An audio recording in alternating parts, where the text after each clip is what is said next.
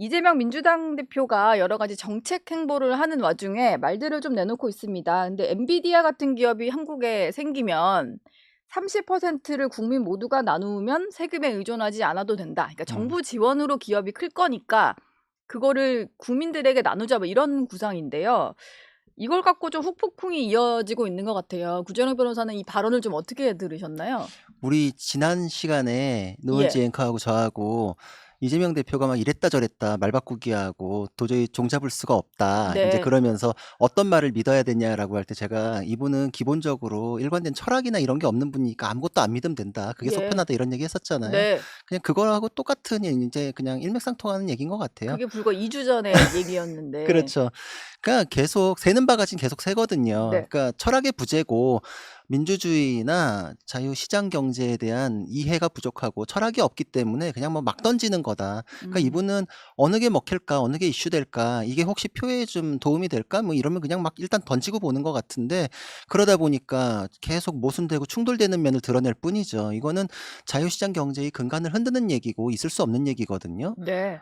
이런 얘기를 하면 오히려 엔비디아 같은 기업이 우리나라에 올 리도 없고 뭐 생길 리도 없고 해 보려는 사람들도 다 외국으로 나가 버리지 않을까요?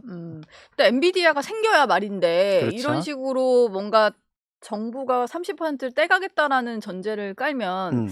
가능할진 잘 모르겠는데 근데 이분은 예전에는 재벌 없애야 된다고 하셨던 분이잖아요. 예. 재벌 없애야 된다 그러다가 갑자기 또 최근에는 삼성 같은 기업 6개를 더 만들겠다고 기업이 우선이다. 뭐 그죠. 이러다가 그러니까 없애자 그러던 분이 그 있는 기업들도 못 살게 빨대 꼽던 그런 분들이 갑자기 또 육성한다. 이게 음 그러니까 전혀 뭐 일관되지 않고 믿을 수가 없는 거죠. 예. 그래서 뭐 이준석 개혁신당 의원이 "반기업적 음. 인물임이 드러났다." 이렇게 비판을 하니까 좀 옹호하는 목소리도 민주당 내에서 나왔는데요. 음. 김병욱 전 의원이 지역구를 이제 분당에 두고 있었는데 음. 김병욱 전 의원 같은 경우는 SNS에 글을 올려서 "이건 정부의 투자를 전제로 얘기를 한 거고 시장 경제에 가장 기초되는 얘기다." 이렇게 좀 음. 옹호를 했거든요. 근데 그것도 참 네. 좀 허망한 얘기죠. '그거를 인제 이런 식으로 주워 담아야 되나?'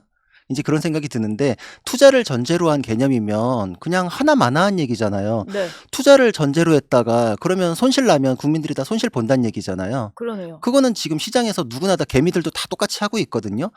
그러면은 아무 의미 없는 얘기거나 아무 말 대잔치거나 둘 중에 하나잖아요. 예. 투자를 전제로 하면은 "투자에 대해서 손실 보면 국민들께서도 손실 보세요." 이런 얘기 했을까요? 그런 얘기면은 그냥 아무 뭐 그냥 기본 개념 없는 사람들도 다 아는 얘긴데 네. 그거를 굳이 이런 이미 하고 식으로 있는 것들인데. 그니까 그건 아무 의미 없는 예. 얘기고 그러니까 그 아무 의미 없는 얘기로 만들어서라도 주워 담고 싶을 정도로 이게 본인의 인제 밑바닥을 드러낸 건데 그 말은 분명히 뭐 30% 정도는 뭐 70%는 민간에 30%는 국민이 나눠 가지고 뭐 인제 이러면 세금 걱정 없고 인제 이런데 이게 반시장적일 뿐만 아니라 이게 그 정부의 사이즈 뭐 좌파 우파의 개념하고 다 연결된 거예요. 음. 어 큰 정부, 좌파적인 시각 이런 것들이 문제되는 거는 민간에서 너무 많이 뺏어가고 그거를 나눠주면서 정부가 큰 힘을 갖게 되고 그리고 국민들의 자유를 억압하고 인제 이런 네. 면에서 자유와 뭐 인제 이런 인제 정부의 사이즈와 다 연결된 얘긴데 네. 민간에서 정부가 "이만큼 가져간다. 그럼 나눠 주겠다."라고 하는데 그만큼의 자유를 박탈당하거든요. 그렇죠.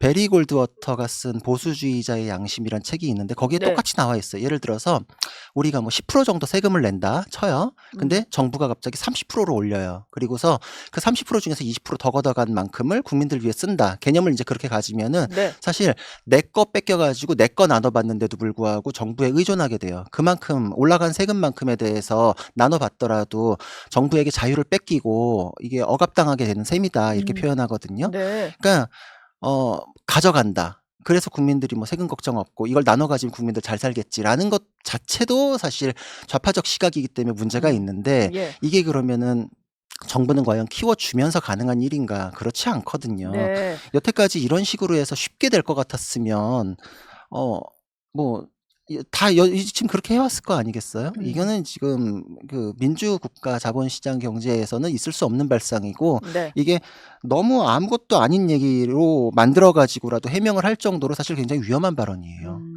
사실 30%를 뭐 국유화나 다름없거든요. 그렇죠. 국유화나 기업의 다름 지분을 갖겠다 뭐 이런 거인 거죠, 개념이. 그쵸. 근데 지금 대기업도 우호 지분 이렇게 쭉 나눠져 있지 누구 하나가 30%씩 갖고 있는 재벌 기업이 없어요. 예. 그러니까 굉장히 위험한 건데 네. 이게 너무 이렇게 이 시장에 미치는 영향이나 이런 거 고려 없이 툭툭 던진다. 이게 정치인이 말을 굉장히 심사숙고해 가지고 무게감 있게 해야 되는데 최근에 너무 막 던진다는 얘기 우리가 자주 했었잖아요. 네. 그냥 또 너무 막 던지는데 그것의 일환이다 이렇게 예. 보시는군요. 전 그렇게 봅니다. 네. 이재명 대표가 어제 SNS에 뭐 디데이를 세고 있는 모양인데 D-85일을 언급을 했습니다. 이제 85일 남았다. 85일 안에 배신이 대세가 돼서 윤석열 대통령을 절연하고 지도부 교체에 나설 거다. 이제 앞으로 향후 국민의힘 지도부의 행보를 예상을 한 건데 네. 아마 100일 전에 본인이 예고했던 거에 있어서의 카운트다운을 좀 세는 모양이에요. 근데 이렇게 보는 근거는 뭔지 모르겠습니다만 윤석열 대통령의 어떤 파면을 좀 전제로 해서 지도부의 태도 변화가 있을 거다. 왜 일찌감치 이런 예고를 하고 나선 걸까요? 이제 그러길 바라는 거겠죠. 근데 항상 주소에 맞게 행동해야 돼서 일기는 일기장에 쓰시고 낙서는 메모지에 하시고 이게 이제 공개적으로 할 말은 아니었던 것 같아요. 왜냐하면 근거가 없잖아요. 네. 그리고 정치권에서 어떤 이슈가 있을 때 뭐 벌어지는 일들이야 비슷한 게 뭐 이재명 대표도 안 좋은 결과들 나왔을 때는 지도부 붕괴되고 그분도 이제 정치 생명도 위태로워질 거 아니겠어요? 예. 그러니까 이제 윤희숙 의원도 바로 저격을 하셨잖아요. 네. 그런 차원인 것 같아요. 근데 그거를 과연 이렇게 국민들 보라고 공개할 만한 일인가? 그건 뭐 뻔한 얘긴데 민주당에서도 지금 이재명 대표의 항소심 결론만 기다리고서 튀어나오려고 하는 분들 많거든요. 네. 이재명 대표가 이제 본인이 그 처한 상황에 대한 걱정들이 있다 보니까 상대방 쪽의 이슈를 더 크게 보이게 싶어하고 그리고 자기의 희망사항을 간절하게 또 내비치는 거기도 하고 제발 이렇게 됐으면 저게 터져야지 내 쪽의 이슈가 그나마 좀 이렇게 무리 없이 넘어갈 텐데 예. 이제 뭐 희망사항이 이제 크신 것 같아요. 근데 네. 뭐 이것도 또 뻔한 얘기든지 그냥 아무 말이든지 이제 뭐 그런 식인 것 같은데 그 공당에 대해서 서로 간에 할 일은 아니고 상대방의 혼란을 초래하는 거 그게 자기가 바란다라는 것 자체도 정치인으로서는 부족함을 드러내는 거죠. 지금 민생을 위해서 지금의 어려운 상황을 수습하기 위해서 뭐 협치 뭐 좋은 얘기들은 하시면서 한편으로는 또 이런 근거 없는 얘기를 하시는 거는 상대방 정당에 대해서 너무 예의가 없는 거죠. 이재명 대표 입장에서는 지금 국민의힘을 계속 극우 정당이다. 극우 파시즘화 뭐 이런 표현을 쓰잖아요. 그렇기 때문에 만약에 대통령의 어떤 탄핵 심판 결론이 난 이후에 중도층을 겨냥한 홍보로 좀 이렇게 태세를 바꿀 경우에 본인의 어떤 그 공격 프레임이 깨질 수 있으니까 좀 일찌감치 저당은 뭐 아무리 그래봤자 그냥 뭐 대통령 그거에 따라서 오락가락 정당이지 아니다 이런 거를 좀 미리 씌워놓으려고 하는 것 같아요. 그런 노력은 많이 극우 하는 것 같아요. 이미지를. 그렇죠. 그건 예. 많은 것 같아요. 왜냐면은 극우 이제 이렇게 하면서 본인들이 뭐 민주당이 원래부터 중도 보수 정당이었다라고 예. 얘기를 하잖아요. 네. 근데 민주당이 보수를 표방할 정도까지 왔구나. 정말 이 정체성이라는 게 이제 사라진 건가? 이제 이런 생각도 들거든요. 네. 그 중간지대의 그 표를 얻기 위한 구애는 누구나 해야죠. 근데 뭐 스펙트럼으로 보면은 이제 뭐 좌우가 있고 중도가 있고 중도에도 뭐 중도 보수, 뭐 중도 좌파 이제 이렇게 얘기는 하지만 네. 그 중도를 얻기 위한 노력을 했을 뿐이지 자신의 정체성을 이렇게 모호하게 해가면서 표를 얻고자 했던 건 아니거든요. 그 이전에 뭐 김대중 대통령이나 이런 발언도 뭐 끌어오지만 그건 굉장히 일부분이고 선거 직전에 뭐 한번 나왔던 그 정도 얘기지 그게 민주당의 정체성을 좌우하면서 지금까지 온 적은 없잖아요. 네. 그럼 우리나라는 이제 보수 정당만 있는 건가요? 그러니까 보수의 그러네요. 가치나 이념이 우월하다는 거는 알고 있었어요, 저는. 따라올 테면 따라와봐 뭐 이런 생각도 드는데 네. 이제 와서 따라오실 거면 여태까지 보수의 가치가 옳았습니다. 민주당이 틀렸습니다. 이제 이렇게 하시든지. 예. 그리고 극우라는 거는 사실 그 상대적인 개념이거든요.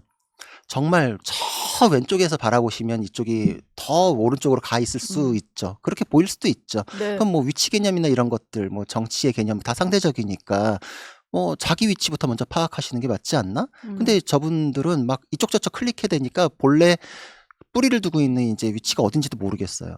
이제 그러면은 국민들께서 그 말에 신뢰를 갖거나 무게감을 두지 않고 너무 막 던지고 있기 때문에 저쪽에서 평가하는 거를 신뢰해서 국민의힘의 위치를 파악하지 않고 예. 민주당에 대해서는 신뢰값이 떨어진다. 이제 이런 생각을 먼저 하지 않을까 싶어요.